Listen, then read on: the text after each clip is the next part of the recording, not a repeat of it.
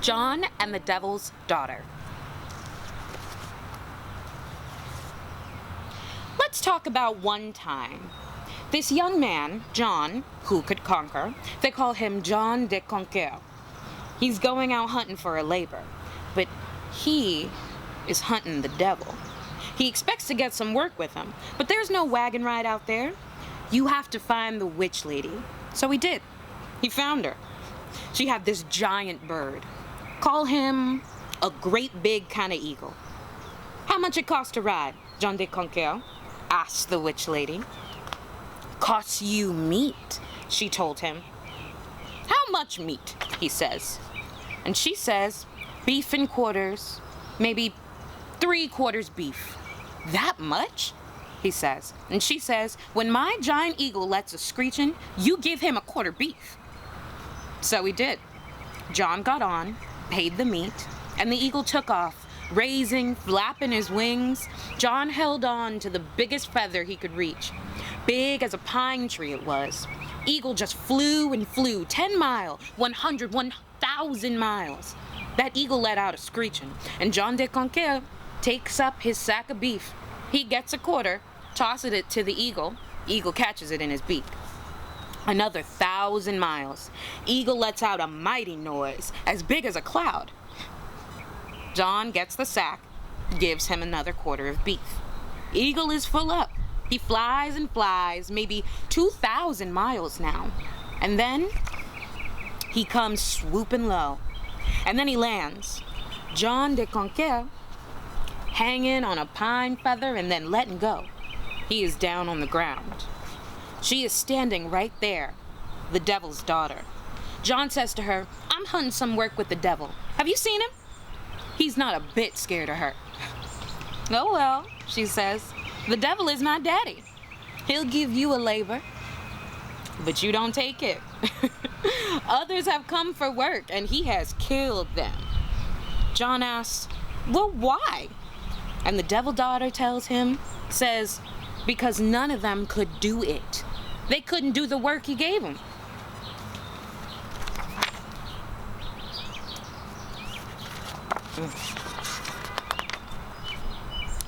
Is that so? Says John. Says, well, I have to find some work. Well, she says, if you have to, then you just do what he says. Just try to do it.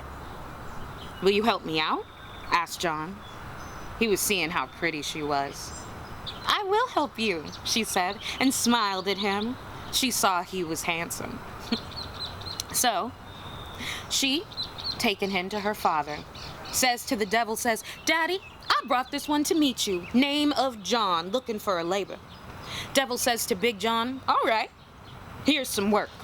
First thing in the morning, you clear me some land, some 60 acres. Don't take all day, just half a day. Make sure the trees is cut. Don't leave them. So, John de Conquer is up and out the next day without any breakfast. It's way early. He wants to get a head start. He cuts 1 or 2 big trees by 10 o'clock. He's got acres to go. The devil's daughter comes out there right by where he's working. She feels sorry for him. He's way behind. He'll never make 2 days, let alone half a day. She says, give me that hatchet. He does, and she shows him a thing or two. Talking to the hatchet, says to the hatchet, let 1 tree fall, all will fall. Trim 1 limb, trim all. Burn 1 branch, burn all. The 60 acres is cut, on fire, and burned up in a second. Nothing is left to bother the eye smoothing. It's looking over the land. Then the daughter goes off. The devil comes out to see what John de Conquer has done. Did you do my work the way I said? Devil asks him. It got done, John de Conquer says. That wasn't a lie. Devil nods. Not bad. Pretty good. He says, now in the morning, you go plow that 60 acres. You go plant it. I want some roasting ears, good and sweet, for my meal tomorrow night. John gets up way early in the morning. He hitches the horses and plows up straight rows. but it's after 11 and he hasn't plowed 10 acres yet. Devil's daughter is there, brings John a jug of water for his thirst. He drinks all of it. He was that thirsty. She says to him, "I'll plow it for you." She's got an eye on him, stuck on him. She talks to the plow, says, "Plow one row, plow all. Plant a kernel, plant all. Corn, grow high over my head. Now," she says to John, "pick yourself some good corn ears for my devil daddy."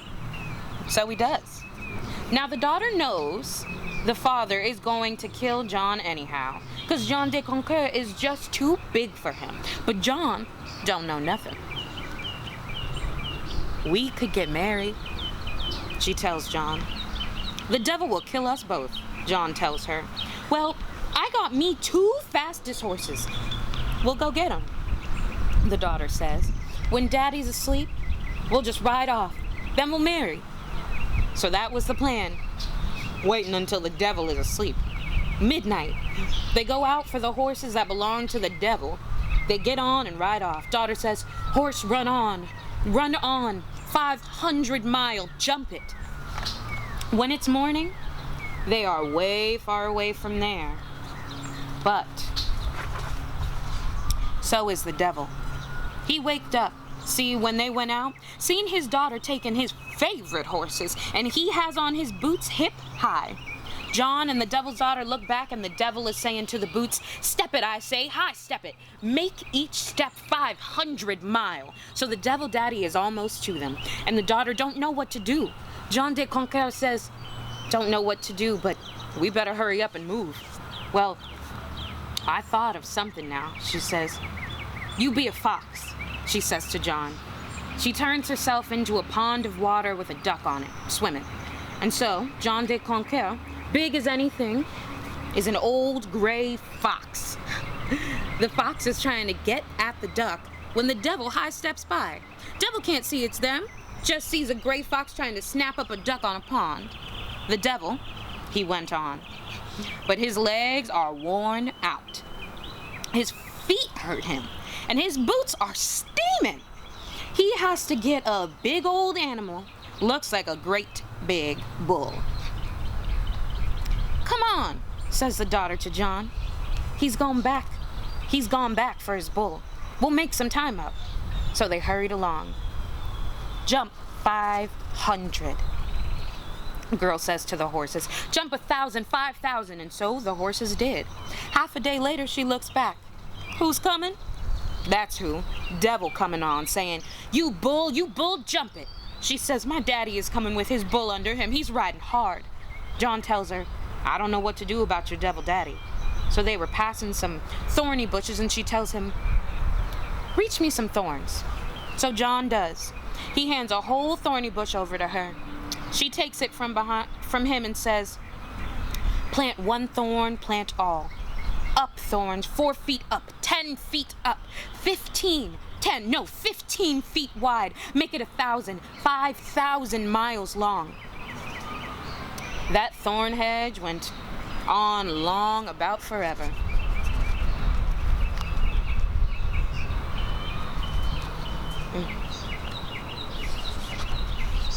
The devil coming up to the thorn hedge, riding the biggest, reddest fire bull in the hell world.